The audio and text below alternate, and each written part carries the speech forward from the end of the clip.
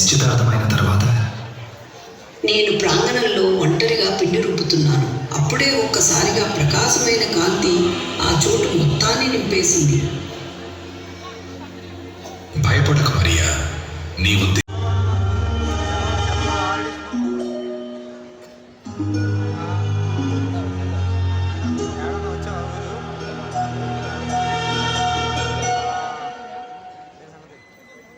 మరి మీ కుటుంబం మీరందరూ నజరేతుకు చెందినవారా?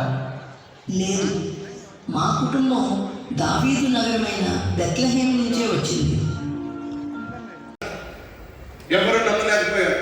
కొడుకు కాబట్టి తప్పిస్తాడేమో అనుకున్నారు, కానీ కొడుకైనప్పటికీ శిక్ష విధించేశాడు. ఈ సహోదరి సహోదరులు, మనమందరం కూడా దేవుని చేత సృష్టించబడిన వారమే, దేవుని బిడ్డలమే. అయినంత మాత్రం మనం పాపం చేస్తే దేవుడు శిక్షించకుండా మాత్రం ఉండడు. ధర్మాన్ని రక్షించేటటువంటి మహా గొప్ప శాసనకర్త, న్యాయాధిపతి దేవుడు. తప్పు చేసిన ప్రతి ఒక్కరిని శిక్షించి తీరుతాడు. నువ్వు నేను మనము చేసిన ప్రతి తప్పును బట్టి ఆ దేవుడు శిక్షించాల్సిందే, శిక్షిస్తాడు. కాబట్టి ఆ మహారాజు ఏం చేశాడు? కొడుకును శిక్షకు అప్పగించాడు.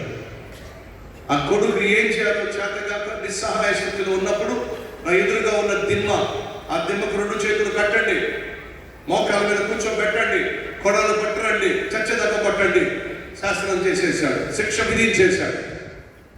ఆ కొడలు పట్టుకునే సైనికులు వచ్చేసారు. కొడలు తీసుకొని రెడీగా ఉన్నారు కొట్టడానికి. వాళ్ళు కొట్టే ముందు రాజు అంటున్నాడు, 1 నిమిషం ఆగండి. రాజు వేసుకున్నటువంటి పై వస్త్రాన్ని తీసేశాడు, సింహాసనం దిగి కిందకు వచ్చాడు.